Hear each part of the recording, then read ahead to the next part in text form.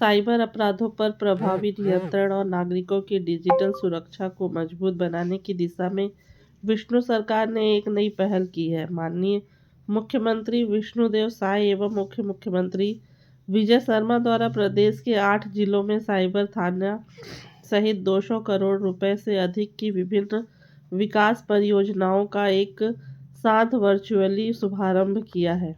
इसी क्रम में मुख्यमंत्री श्री साय ने कोरबा जिले को साइबर थाने की सौगात दी।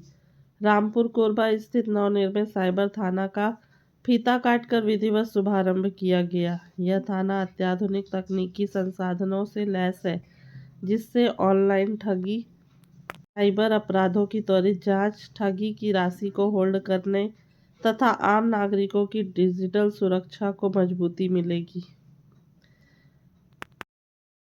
जेबी न्यूज कोरबा। यशस्वी मुख्यमंत्री माननीय विष्णुदेव साय जी और हमारे माननीय उप मुख्यमंत्री विजय शर्मा जी के कर कमलों से 8 साइबर थाना छत्तीसगढ़ प्रदेश का आज उद्घाटन हुआ है। उसी के साथ भी और भी पुलिस का अधिकारियों के लिए, चाहे वो हॉस्टल का निर्माण हो और भी कार्यों को बढ़ावा देने के लिए निर्माण कार्य लगभग 255 करोड़ रुपया का काम का लोकार्पण भी हुआ। माननीय मुख्यमंत्री जी ने पूरे प्रदेश में कहाँ पर बना उसका अवलोकन भी वीडियो कॉन्फ्रेंस के माध्यम से देखे हैं।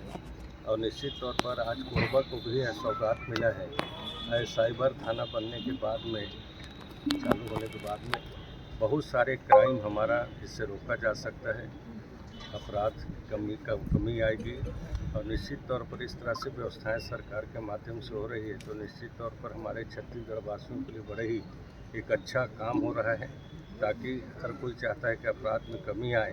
कोरबा जिला में भी हम लोग चाहते हैं अपराध में कमी आए। पुलिस अपने एसपी साहब हैं, उनके नेतृत्व में पुलिस काम कर रही है और लगातार प्रयास हो रहा है अपराध कम हो। अभी कलेक्टर साहब भी आ गए हैं और उन सब के नेतृत्व में प्रशासन भी अच्छा काम कर रही है। और आने वाला समय सरकार के माध्यम से और भी बेहतर से बेहतर कैसे हो सके, इसके लिए माननीय मुख्यमंत्री जी छत्तीसगढ़ प्रदेश में लगातार प्रयास में लगे हुए हैं। जो साइबर से ठगी के शिकार हो रहे हैं, उसमें अभी तक जिले में किस तरह से रिपोर्ट आप देख रहे हैं और कैसे प्रोग्रेस आया है? देखिए, अभी साइबर के पहले से काम चालू था, बाकी आज भवन का भी हुआ है और निश्चित तौर पर साइबर में ठगी में काफ़ी कमी आई है। और इसका स्थापना हो जाने के बाद और बेहतर तरीके से इसमें काम होगा और लोगों को इसका ज़्यादा से ज़्यादा लाभ मिलेगा।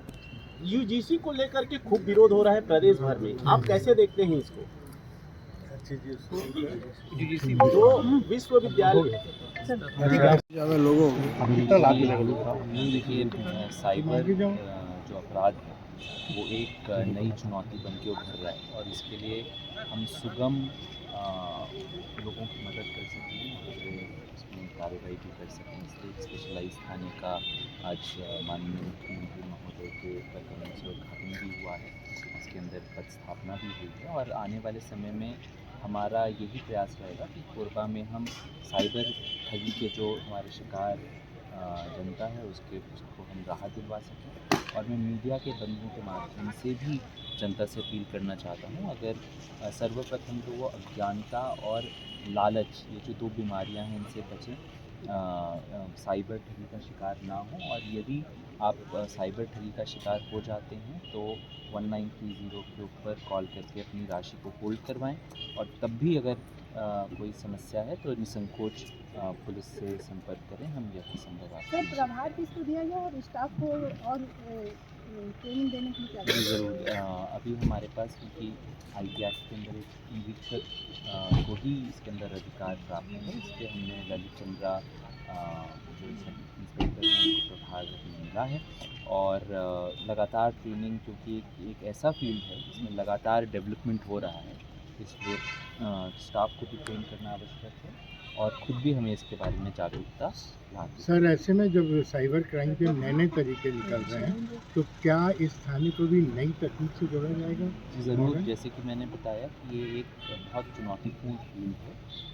जैसे जैसे हमारे सामने नई चुनौती आएगी, उसके लिए अपने को प्रिपेयर करना हमारा सतत प्रयास है।